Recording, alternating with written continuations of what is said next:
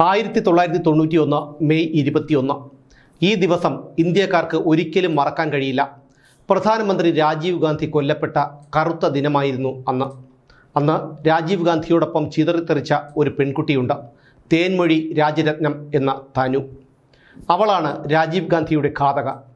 നമുക്കൊന്നും ചിന്തിക്കാൻ പോലും കഴിയാത്ത ഒരു കാര്യം ചെയ്തു കാണിച്ചവൾ തനു. LTTEക്ക് തനു എന്നും വീരപുത്രിയാണ്. ഇന്ത്യക്കാകട്ടെ തമിഴ് തീവ്രവാദിയും. തനു എന്ന ചാവേർ നടത്തിയ ആക്രമണം ഇന്നും ഒരു നടുക്കത്തോടെയല്ലാതെ നമുക്ക് ഓർക്കാൻ കഴിയില്ല. ഒരു രാത്രി ഇരുട്ടി വെളുക്കുന്നതിന് മുൻപ് രാജ്യം കേട്ട വാർത്ത പ്രധാനമന്ത്രി രാജീവ് ഗാന്ധി ചാവേർ ആക്രമണത്തിൽ കൊല്ലപ്പെട്ടു എന്നതാണ്. അതും മനുഷ്യ ബോംബ് പൊട്ടിത്തെറിച്ചുള്ള കൊലപാതകം. ഒരു മനുഷ്യന്, അതും ഒരു പെൺകുട്ടിക്ക് സ്വയം മരിക്കാൻ അത്രയ്ക്ക് എളുപ്പമാണോ? മറ്റൊന്നും ചിന്തിക്കാതെ അപ്പോൾ തോന്നുന്ന വിഷമത്തിലും വാശിയിലും ദേഷ്യത്തിലുമൊക്കെയാണ് പലരും ജീവനൊടുക്കുന്നത്. എന്നാൽ ഒരു മനുഷ്യ ബോംബാകുക എന്ന് പറഞ്ഞാൽ അങ്ങനെയല്ല. മരിക്കാൻ തീരുമാനിക്കുകയും ആ തീരുമാനം എടുത്തു കഴിഞ്ഞാൽ അതിനുവേണ്ടി മാത്രം ജീവിക്കുകയും ചെയ്യുന്ന മനുഷ്യർ, അവരാണ് ചാവേറുകൾ. തേൻമൊഴി രാജരത്നം എന്ന തനുവും ഒരു ചാവേറായിരുന്നു. LTTE എന്ന ശ്രീലങ്കൻ തമിഴ് പുലികളുടെ ചാവേർ സംഘമായ ബ്ലാക്ക് ടൈഗേഴ്സിലെ അംഗമായിരുന്നു തനു. തനുവിനെക്കുറിച്ച് കൂടുതലായൊന്നും ആർക്കും അറിയില്ല. എങ്കിലും അവൾ കൊന്നത് ഒരു രാജ്യത്തിൻ്റെ പ്രധാനമന്ത്രിയെ ആയിരുന്നു. ആ ഒരൊറ്റ കാരണം കൊണ്ടുതന്നെ തനു എന്ന പേര് ഇന്നും പലരും ഓർക്കുന്നുണ്ട്. മാസങ്ങൾ നീണ്ട ആസൂത്രണങ്ങൾക്കും പരിശീലനങ്ങൾക്കും ശേഷമാണ് രാജീവ് ഗാന്ധി വധം LTTE നടപ്പിലാക്കിയത്.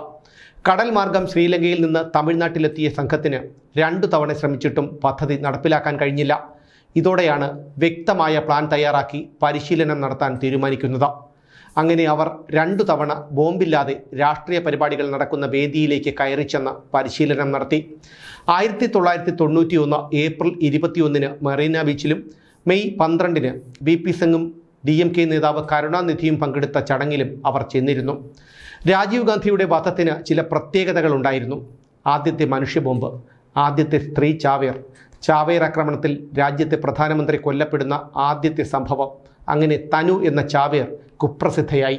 1991 മെയ് 21 തമിഴ്നാട്ടിലെ ശ്രീ പെരുമ്പുത്തൂർ മണ്ഡലത്തിൽ മരകതം ചന്ദ്രശേഖർ എന്ന കോൺഗ്രസ് സ്ഥാനാർത്ഥിയുടെ പ്രചാരണ വേദിയിലെത്തുന്ന രാജീവ് ഗാന്ധിയെയും കാത്ത് തനു നിന്നിരുന്നു. മനുഷ്യ ബോംബായി പൊട്ടിത്തെറിക്കാനുള്ള തേൻമൊഴി രാജരത്നം എന്ന തനുവിൻ്റെ അവസാനത്തെ കാത്തിരിപ്പായിരുന്നു അത്. കുറേ നേരത്തെ കാത്തിരിപ്പിനൊടുവിൽ രാജീവ് ഗാന്ധി എത്തി. ഒരു പൂമാല രാജീവ് ഗാന്ധിയുടെ കഴുത്തിലിട്ട തനു അദ്ദേഹത്തിൻ്റെ കാൽ തൊട്ട് വന്ദിക്കാനായി കുനിഞ്ഞു. നിമിഷ നേരം കൊണ്ട് അവൾ അരയിൽ ഘടിപ്പിച്ചിരുന്ന ബട്ടണമർത്തി. വസ്ത്രത്തിനുള്ളിൽ ഒളിപ്പിച്ചിരുന്ന ബെൽറ്റ് ബോംബിലെ ട്രിഗറിൽ അമർത്തി കണ്ണടച്ച് തുറക്കുന്നതിന് മുൻപ് അവളും കൂടെ രാജീവും പൊട്ടിത്തെറിച്ചു. രാജീവ് ഗാന്ധി വേദിയിലെത്തിയപ്പോൾ കയ്യിൽ പൂമാലയും പിടിച്ച് ഓറഞ്ചും പച്ചയും നിറത്തിലുള്ള ചുരിദാറും ധരിച്ച തനു അദ്ദേഹത്തിൻ്റെ അടുത്തേക്ക് ചെല്ലാൻ ശ്രമിച്ചു. എന്നാൽ ഒരു വനിതാ സബ് ഇൻസ്പെക്ടർ സുരക്ഷാ കാരണങ്ങൾ പറഞ്ഞ് അവളെ തടഞ്ഞു. എന്നാൽ ഇതു കണ്ട രാജീവ് ഗാന്ധി തനുവിനെ അടുത്തേക്ക് വിളിച്ചു. യഥാർത്ഥത്തിൽ മരണത്തെ സ്വയം കൈകാട്ടി വിളിക്കുകയായിരുന്നു രാജീവ്. അവരെ ഇങ്ങോട്ട് വിട്ടോളൂ എന്ന് അദ്ദേഹം ആംഗ്യം കാണിച്ചു. അതോടെ വനിതാ സബ് ഇൻസ്പെക്ടർ പിന്മാറി. 2 മില്ലിമീറ്റർ കനമുള്ള 10,000 പെല്ലറ്റുകളാണ് തനു തൻ്റെ ശരീരത്തിലെ ഒരു ബ്ലൂ ഡെനിം ബെൽറ്റിൽ ബന്ധിച്ചിരുന്ന RDX ബോംബിൽ ഉണ്ടായിരുന്നത്. തനു ട്രിഗർ അമർത്തിയതും കണ്ണടച്ചു തുറക്കുന്ന വേഗത്തിൽ ആ പെല്ലറ്റുകൾ രാജീവ് ഗാന്ധിയുടെ ശരീരത്തിൽ തുളഞ്ഞുകയറി. രാജീവ് ഗാന്ധിയും അദ്ദേഹത്തിൻ്റെ സമീപത്ത് നിൽക്കുകയായിരുന്ന പലരും ചിന്നിച്ചിതറി. സ്ഫോടനം നടക്കുമ്പോൾ വേദിയിലുണ്ടായിരുന്ന GK മൂപ്പനാരും ജയന്തി നടരാജനും ഭാഗ്യം കൊണ്ട് രക്ഷപ്പെട്ടു.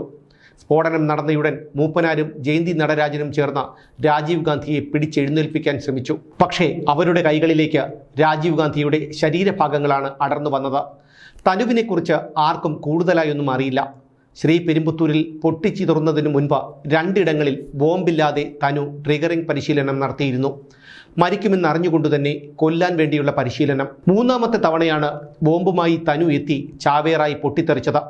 എന്തെങ്കിലും കാരണം കൊണ്ട് തനുവിൻ്റെ ബോംബ് പൊട്ടിയില്ലെങ്കിൽ പകരം പൊട്ടിക്കാനായി ശുഭ എന്നൊരു ബാക്കപ്പ് മനുഷ്യ ബോംബ് കൂടി കരുതിയാണ് തമിഴ് പുലി സംഘം എത്തിയത്. അത്രയ്ക്ക് കൃത്യമായ പ്ലാനിങ്ങിലൂടെയാണ് LTTEക്കാർ കൃത്യം നടപ്പിലാക്കിയത്.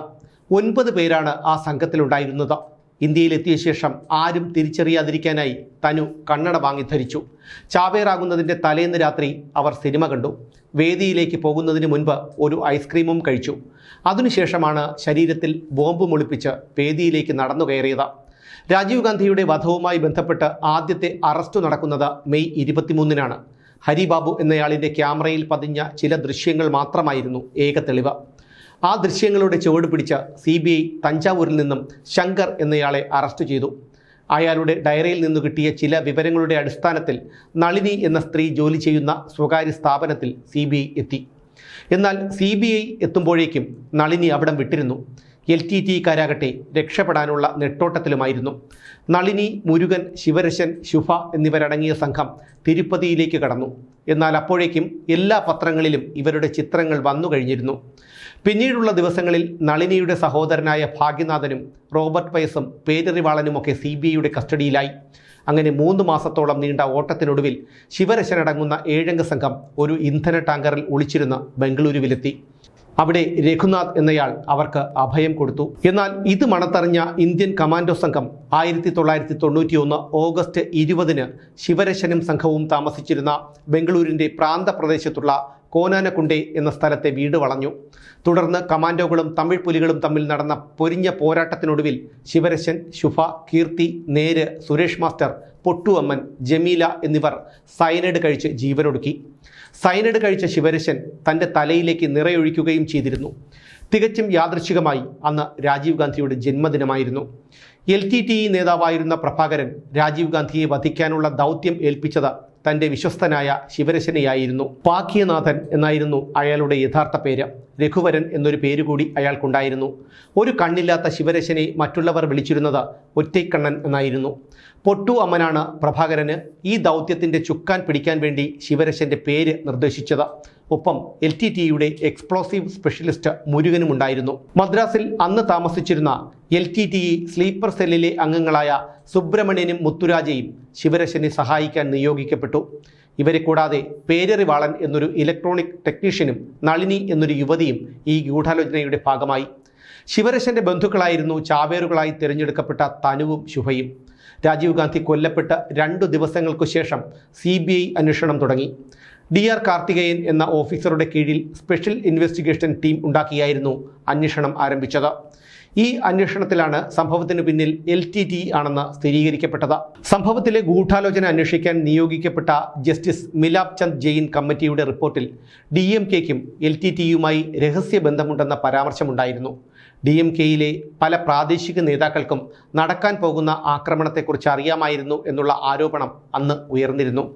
1987 മുതലാണ് LTTE ചാവേർ ആക്രമണങ്ങൾക്ക് തുടക്കമിട്ടത്. ഒരിക്കലും ജീവനോടെ പിടിക്കപ്പെടാതിരിക്കാനായി കഴുത്തിൽ കെട്ടിയ സയനൈഡ് ഗുളികയുമായിട്ടായിരുന്നു പുലികൾ നടന്നിരുന്നത്. കഴുത്തിലെ മാലയിൽ കൊരുത്തിട്ടിരിക്കുന്ന ഗ്ലാസ് പേടകം കടിച്ചു മുറിക്കുമ്പോൾ ചുണ്ടുകൾ മുറിയുകയും അതിലൂടെ സയനൈഡ് രക്തത്തിൽ കലരുകയും സെക്കൻഡുകൾക്കുള്ളിൽ മരണം സംഭവിക്കുകയും ചെയ്യും. ജാഫ്നയിൽ സ്ഫോടക വസ്തുക്കൾ നിറച്ച ട്രക്കുമായി ഒരു സ്കൂളിൽ ആക്രമണം നടത്തിക്കൊണ്ടാണ് LTTE ചാവേർ ആക്രമണം തുടങ്ങുന്നത്. പിന്നീട് അവരുടെ രാഷ്ട്രീയ എതിരാളികളായ പ്രേമദാസയെയും പ്രതിരോധ മന്ത്രി ഗാമിനി ദിസനായകയെയും ചില പട്ടാള മേധാവിമാരെയും ചാവേർ ആക്രമണത്തിലൂടെ വധിച്ചു. 1987 ജൂലൈ 29 ഇന്ത്യൻ പ്രധാനമന്ത്രി രാജീവ് ഗാന്ധിയും ശ്രീലങ്കൻ പ്രസിഡന്റ് JR ജയവർദ്ധനയും കൂടി ഇൻഡോ ശ്രീലങ്കൻ സമാധാന ഉടമ്പടിയിൽ ഒപ്പുവെച്ചിരുന്നു. ഇതാണ് രാജീവ് ഗാന്ധി ഇവരുടെ ശത്രുവാകാൻ കാരണം. ശ്രീലങ്കയിലെ ആഭ്യന്തര കലാപങ്ങൾ അടിച്ചമർത്താൻ എല്ലാ സഹായങ്ങളും ചെയ്യാമെന്നുള്ള ഇന്ത്യയുടെ വാഗ്ദാനമായിരുന്നു ആ ഉടമ്പടി. 1983 മുതൽ ശ്രീലങ്കയിൽ liberation tigers of Tamil Eelam അഥവാ LTTE എന്ന പേരിൽ ഒരു സായുധ വിപ്ലവ സംഘടന ശ്രീലങ്കയിലെ തമിഴർക്ക് നേരെ നടന്നുകൊണ്ടിരുന്ന വംശീയ വിവേചനങ്ങൾക്കെതിരെ അക്രമാസക്തമായ തരത്തിൽ പ്രതികരിച്ചുകൊണ്ടിരുന്നു. തമിഴ് ഈഴം എന്ന പേരിൽ ശ്രീലങ്കയുടെ വടക്കുകിഴക്കൻ പ്രവിശ്യയിൽ LTTEക്ക് ശക്തമായ സ്വാധീനമുണ്ടായിരുന്നു. ഇതിനെതിരെയുള്ള സർക്കാർ നടപടികളിൽ പലതും കടുത്ത ആഭ്യന്തര യുദ്ധങ്ങളിലാണ് അവസാനിച്ചത്. ഇന്ത്യൻ പീസ് കീപ്പിംഗ് ഫോഴ്സ് അഥവാ ഇന്ത്യൻ സമാധാന സംരക്ഷണ സേന ഇടപെട്ടതോടെ തമിഴ് പുലികൾക്ക് പിടിച്ചു നിൽക്കാൻ കഴിഞ്ഞില്ല. കടുത്ത പോരാട്ടങ്ങളിൽ നിരവധി തമിഴ് പുലികൾ കൊല്ലപ്പെട്ടു. ലോകത്തെമ്പാടുമുള്ള തമിഴ് വംശജർ ഈ ദൗത്യത്തിൽ നിന്നും ഇന്ത്യൻ സൈന്യത്തെ തിരിച്ചു വിളിക്കാൻ രാജീവ് ഗാന്ധിക്ക് മേൽ രാഷ്ട്രീയ സമ്മർദ്ദം ചെലുത്തി. പക്ഷേ അദ്ദേഹം വഴങ്ങിയില്ല. ഇതോടെയാണ് രാജീവ് ഗാന്ധിയെ LTTE ഉന്നം വെച്ചതും ശ്രീ പെരുമ്പുത്തൂരിൽ വെച്ച ഒരു ചാവേർ ആക്രമണത്തിലൂടെ അദ്ദേഹത്തെ ഇല്ലാതാക്കിയതും.